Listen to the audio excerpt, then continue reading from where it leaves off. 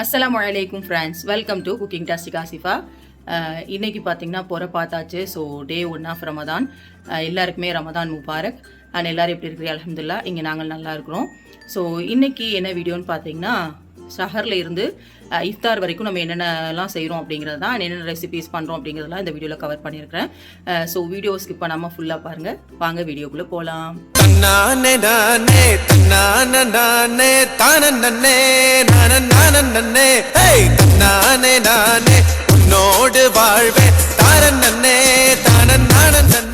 இப்போ டைம் பார்த்தீங்கன்னா 1:30 மணி ஆயிடுச்சு ஃப்ரெண்ட்ஸ். நான் சஹருக்குள்ள சாப்பாடு வேலை எல்லாமே முடிச்சிட்டேன். இன்னைக்கு என்னென்ன சமைச்சோன்னு பார்த்தீங்கன்னா, சோறு, அப்புறம் ஃபர்ஸ்ட் நோம்புக்கு சீலா மீன் ஆனந்தான் பண்ணியிருக்கிறேன். ஸோ சீலா மீன் வாங்கி நல்லா குழம்பு வச்சாச்சு. அப்புறம் வெண்டைக்காய் கூட்டு பண்ணியாச்சு. நெக்ஸ்ட்டு இன்னைக்கு வெள்ளைப்பூடு ரசம் வச்சோம். ஸோ இது எல்லாமே தான் நான் சஹருக்கு செஞ்சுருக்கிறேன். எல்லாருமே ஃபர்ஸ்ட் டேயோட தராவீஹ் தொழுதிருப்பீங்க. அல்ஹம்துலில்லாஹ், இந்த டே மாதிரி எல்லா டேயுமே சந்தோஷமாக போகணும். அண்ட் இப்போ பார்த்தீங்கன்னா சாப்பாடு வேலையை முடிச்சுட்டு இப்போ நம்ம தூங்க போகிறோம். இன்ஷா அல்லாஹ் சஹரில் நோம்பு பிடிச்சிட்டு சுபுஹ தொழுவ வேண்டிதான் எழுதி இப்போ நம்ம தூங்கிட்டு விலாகை மார்னிங் கண்டினியூ பண்ணுவோம் இன்ஷா அல்லாஹ்.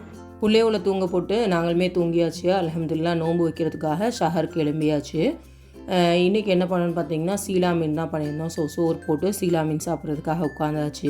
எங்கள் ஊரில் இந்த மாசி ஊறுகாய் ரொம்ப ஃபேமஸ்ஸு. ஸோ அதுதான் வாங்கியிருக்கிறோம். ஒரு டப்பா வாங்கி வச்சாச்சு. சஹரில் சாப்பிட்றதுக்கு ரொம்ப நல்லாயிருக்கும்.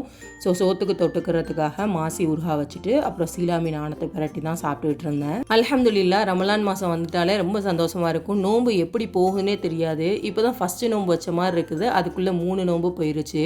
இந்த வீடியோ ஃபஸ்ட் நோம்பு அன்னைக்கு எடுத்தாச்சு. பட் அப்லோட் பண்ணுறதுக்கு லேட் ஆயிடுச்சு. பிகாஸ் உங்களுக்கு தான் தெரியுமே, நோம்பு வந்துருச்சு அப்படின்னாலே நம்ம எல்லாருமே பிஸி ஆகிடுவோம். ஓத போகிறது, தொழுவ போகிறது, அப்புறம் மறுபடி சஹருக்கு உண்டான வேலை செய்கிறது, மறுபடி ரொட்டீனாக இதே மாதிரியே போய்கிட்டு இருக்கிறனால நம்ம நோம்பு டைமில் ரொம்ப பிஸியாக இருப்போம். நோம்பு டேஸுமே எப்படி போகுது அப்படிங்கிறது தெரியாது. அவ்வளோ ஃபாஸ்ட்டாக போயிடும். நம்மளால் முடிஞ்ச அளவுக்கு இந்த ரமலான் மாதத்தில் அதிகமான நன்மையை செய்யணும். ஏன்னா இந்த வருஷம் நோம்புக்கு நம்ம இருக்கிறோம், அடுத்த வருஷம் இருப்போமா அப்படிங்கிறது நிச்சயம் இல்லை. ஸோ அதனால இன்ஷா அல்லாஹ் நம்மளால் முடிஞ்ச அளவுக்கு இந்த நோன்பு மாதத்தில் அதிகமான நன்மையை சேர்த்து வச்சுக்கிறணும். ஸோ நம்ம எல்லாருமே இந்த ஒவ்வொரு நாளையுமே வீணாக்காமல் அதிகமாக தொழுவுறது, ஓதுறது, இந்த மாதிரி நன்மையில் ஈடுபடுவோம் இன்ஷா அல்லாஹ். அப்புறம் சஹர் சாப்பாடுலாம் எல்லாமே முடிச்சதுக்கப்புறமா பனானாவே சாப்பிட்டுட்டு தண்ணியும் குடிச்சாச்சு. வருஷம் சஹர் நேரத்தில் எனக்கு இந்த பழக்கம் இருக்குது ஃப்ரெண்ட்ஸ். என்னன்னு பார்த்தீங்கன்னா, வாங்க சொல்கிறதுக்கு முன்னாடி வரை டைமை பார்த்துக்கிட்டே இருப்பேன். என்னால் முடிஞ்ச அளவுக்கு வயிறு முட்டை தண்ணியை குடிச்சிக்கிட்டே தான் இருப்பேன். ஸோ அதே மாதிரி தான் நீங்களுமா அப்படின்னு சொல்லிட்டு கமெண்ட் பண்ணுங்கள். அதுக்கப்புறம் சுபுகுக்கு பாங்க சொல்லிட்டாக தொழுதுட்டு உட்காந்துட்டு இருந்தேன்.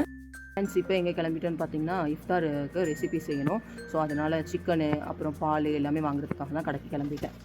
ஃபஸ்ட்டு சிக்கனை வாங்கிட்டு வந்துடலாமே அப்படின்னு சொல்லிட்டு கடைக்கு தான் கிளம்பிட்டேன். எங்கள் ஊரில் நூருல் ஜன்னத் பிராய்லர்ஸ் அப்படின்னு சொல்லிட்டு ஒரு கடை இருக்குது. அங்கே கோழிக்கறி சூப்பர் கறியாக கொடுப்பாங்க. நெஞ்சு கறின்னு கேட்டாலே போதும், அதிகமான முள்ளுலாம் இருக்காது, கறியாக தான் நிறைய இருக்கும். ஸோ அங்கே வாங்குறதுக்காக தான் நான் இன்றைக்கி வந்தேன். இன்றைக்கி இஃப்தாருக்கு சிக்கன் வச்சு சிக்கன் கட்லெட் தான் பண்ண போகிறேன். ஸோ அதனால் 1/2 kg மட்டும் கறி வாங்கிட்டு அதுக்கப்புறமா பால் பேக்கெட்டுமே வாங்கியாச்சு. மோஸ்ட்டாக நோன்பு நேரத்தில் பால் அதிகமாக யூஸ் ஆகும். ஸோ அதனால் 4 பேக்கெட் வாங்கிட்டு வீட்டுக்கும் வந்தாச்சு. இஃப்தார் டைமில் எனக்கு எப்போவுமே ஃப்ரூட் சாலட் கண்டிப்பாக இருக்கணும். ஸோ அதனால் ஃபஸ்ட்டு ஃப்ரூட் சாலட் தான் பண்ண போகிறேன். அதுக்கு கஸ்டர்ட் பவுடரை ஒரு 3 ஸ்பூன் அளவுக்கு சேர்த்துட்டு அது கூட கொஞ்சமாக தண்ணி ஊற்றி நல்லா மிக்ஸ் பண்ணி எடுத்து வச்சுக்கிட்டாச்சு. ஃப்ரூட் சாலட் அப்படின்னால எனக்கு ரொம்ப பிடிக்கும். மோஸ்ட்டாக டெய்லியுமே ஃப்ரூட் சாலட் பண்ணிடுவேன். அதுக்கு 1/2 லிட்டர் பால் எடுத்துகிட்டு அது கூட 1/2 கிளாஸ் அளவுக்கு மட்டும் தண்ணி சேர்த்து அடுப்பில் வச்சுட்டேன். அண்ட் இன்னொரு பக்கம் என்ன பண்ணுறேன்னு பார்த்தீங்கன்னா, கேரமல் பண்ண போகிறேன். அதுக்குமே அதே மாதிரி தான் 1/2 லிட்டர் பாலில் கொஞ்சமாக தண்ணி சேர்த்து வச்சுருக்கிறேன். பால் நல்லா சூடாயிடுச்சு. இதில் தேவையான அளவுக்கு சீனி சேர்த்துருக்கிறேன். நான் 2 கரண்டி அளவுக்கு சேர்த்துருக்கிறேன். அதுக்கப்புறமா கஸ்டர்ட் பவுடர் நம்ம கலந்து வச்சுருந்தோம்ல தண்ணியில், அதையுமே உள்ளே சேர்த்துட்டு நல்லா மிக்ஸ் பண்ணி விட்டுற வேண்டியதான். அவ்வளோதான், ஒரு 5 நிமிஷம் அடுப்பில் வச்சுட்டு அமர்த்திட வேண்டியதான். அப்புறம் கஸ்டர்ட் பவுடர் ரெடி ஆயிடும். அண்ட் அந்த சைடும் பார்த்தீங்கன்னா கேரமலுக்குமே பால் சூடாயிருச்சு. அதுலேயுமே தேவையான அளவுக்கு சீனி சேர்த்தாச்சு.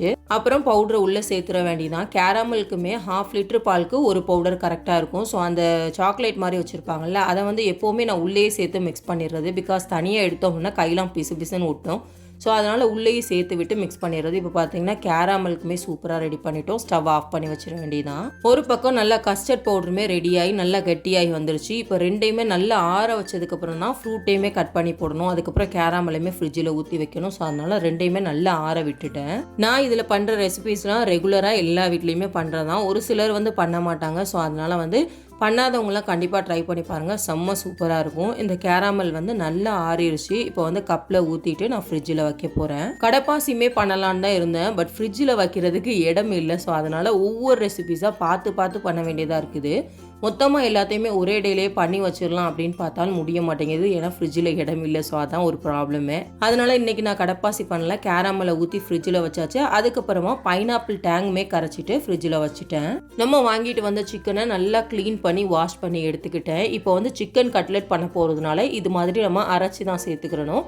ஸோ மிக்ஸி ஜாரில் கறியை நல்லா அரைச்சிட்டு அதுக்கு மேலே ஒரு பெரிய சைஸ் உருளைக்கிழங்க கட் பண்ணி அவிச்சு சேர்த்துருக்கிறேன். அது கூட வெங்காயத்தை சின்ன சின்னதாக கட் பண்ணி சேர்த்துட்டு மல்லி இலை பச்சை மிளகாலாம் சேர்த்ததுக்கு அப்புறமா எல்லாத்தையுமே நல்லா பிசைஞ்சு விட்டுக்கோங்க. இப்போ நம்ம மசாலா பவுடர்ஸ் ஆட் பண்ணிக்கலாம். தேவையான அளவுக்கு உப்பு சேர்த்துட்டு 2 ஸ்பூன் அளவுக்கு காஷ்மீரி ரெட் சில்லி பவுடர் சேர்த்துருக்கிறேன். அப்போ தான் அதை கலரும் கொடுக்கும். ஸோ அதுக்கப்புறமா 2 ஸ்பூன் அளவுக்கு கார்ன்ஃப்ளவர் சேர்த்துட்டு எல்லாத்தையுமே நல்லா பிசைஞ்சு விட்டுக்கோங்க.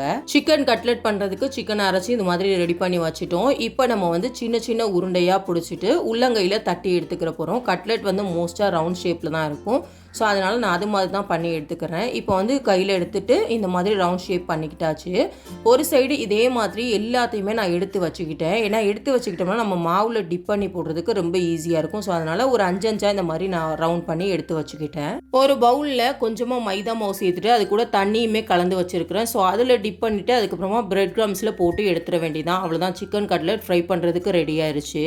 இதே மாதிரி ரெடி பண்ணி எல்லாத்தையுமே எடுத்து வச்சுக்கிட்டேன். இப்போ ஃப்ரை பண்ணுவான்னு பார்த்தீங்கன்னா அதுதான் இல்லை. இப்போ கொஞ்சம் நேரம் ஃப்ரிட்ஜில் வச்சுருவேன். நம்ம இந்த மாதிரி ரெடி பண்ணிவிட்டு உடனே எண்ணெயில் போட்டு பொரிக்கிறதுனால பிரெட் க்ரம்ஸ் எல்லாமே கலண்டு வந்துடும். ஸோ அதனால் ஃப்ரிட்ஜில் வச்சுட்டு பொரிச்சோம் அப்படின்னா அந்த மாதிரி ப்ராப்ளம் வராது. அதனால் இப்போ நான் ஃப்ரிட்ஜில் வச்சுட்டு கட்லெட்டை ரெடி பண்ணி சைட் கேப்பில் டீமே போட்டு முடிச்சதுக்கப்புறமா ஃப்ரூட் சாலடுக்கு ஃப்ரூட்மே கட் பண்ணி வச்சுக்கிட்டு இருந்தேன். நோன்பு டைமில் இஞ்சி டீ குடித்தாதான் வந்து தலைவலியே விடுற மாதிரி இருக்கும். ஸோ அதனால் இஞ்சி டீ போட்டு வச்சாச்சு. ஃப்ரூட் சாலடுக்கு பொறுத்தவரை நான் அதிகமான பழம்லாம் சேர்க்க மாட்டேன். ஆப்பிள், மாதுளப்பழம், அதுக்கப்புறம் டேட்ஸ், இந்த 3 மட்டும் தான் சேர்த்து சாப்பிடுவோம். எங்கள் வீட்டில் எல்லாருக்குமே ரொம்ப விருப்பமாக இருக்குதுன்னா அந்த 3 சேர்த்தா மட்டும்தான். ஒரு சிலர் வந்து வாழைப்பழம், அப்புறம் பச்சை திராட்சை இந்த மாதிரிலாம் சேர்ப்பாங்க. உங்களுக்கு என்னென்ன ஃப்ரூட்ஸ்லாம் விருப்பமோ அது எல்லாமே நீங்கள் தாராளமாக சேர்த்துக்கலாம். டீ போட்டு ஃப்ளாஸ்கில் ஊற்றி வச்சுட்டேன். இந்த தடவை பார்த்தீங்கன்னா இஃப்தாருக்கு சஹருக்கு 2க்குமே டீ போட்டு வச்சுட்டேன். மோஸ்ட்டாக சஹர் டைமில் தனியாக தான் போடுவேன் டீ. பட் இந்த தடவை 2மே ஒன்றா போட்டு வச்சுட்டேன். இஃப்தார் டைமில் குடிக்கிற டீயை ஃப்ளாஸ்கில் ஊற்றி வச்சுட்டு சஹர் டைமில் குடிக்கிறதுக்கு வெளியேயுமே வச்சுட்டேன். கட்லெட்டை ஃப்ரீசரில் இருந்து எடுத்துகிட்டு வந்துட்டேன். நான் ஒரு 15 நிமிஷம் வச்சுருப்பேன், அதுக்கு மேலே வைக்கல. ஸோ இப்போ வந்து எண்ணெயில் போட்டு ஷாலோ ஃப்ரை மாதிரி பண்ணிட வேண்டியதான். ஸோ அதனால் கொஞ்சமாக எண்ணெய் ஊற்றிட்டு நம்ம கட்லெட்டை எடுத்து போட்டாச்சு. இதை என்ன பண்ணணும்னு பார்த்தீங்கன்னா ஹை ஃப்ளேமில் வச்சு பொரிச்சிடாமல் மீடியம் ஃப்ளேமில் வச்சு பொரிச்சிக்கோங்க. ஏன்னா ஹை ஃப்ளேமில் வச்சு பொரிச்சிங்க அப்படின்னா வெளியே மட்டும்தான் கரைஞ்சி வருமே தவிர உள்ள சிக்கன்லாம் வெந்து வந்திருக்காது. ஸோ அதனால் இந்த மாதிரி மீடியம் ஃப்ளேமில் வச்சு ஃப்ரை பண்ணி எடுத்துக்கோங்க. இப்போ ஒரு சைடு பொன்னிறமாக ஃப்ரை ஆனதுக்கப்புறமா இன்னொரு சைடு நான் திருப்பி போட்டுக்கிட்டேன். இந்த சிக்கன் கட்லெட் ரெசிபியை கண்டிப்பாக ட்ரை பண்ணி பாருங்கள். செம்ம டேஸ்ட்டாக இருந்துச்சு. வெளியே நல்லா கிறிஸ்பியாக, உள்ள சாஃப்டாக சிக்கன்லாம் நல்லா வெந்து வந்துருந்துச்சு. இந்த சிக்கன் கட்லெட் நல்லா செம்ம சூப்பராக வந்திருந்தனால தான் நான் இந்த ரெசிபியுமே உங்களுக்காக போட்டிருக்கிறேன். ஸோ கண்டிப்பாக ட்ரை பண்ணி பார்த்துருங்க. இப்போ சிக்கன் கட்லெட் எல்லாத்தையுமே பொரிச்சு எடுத்து வச்சுட்டேன்.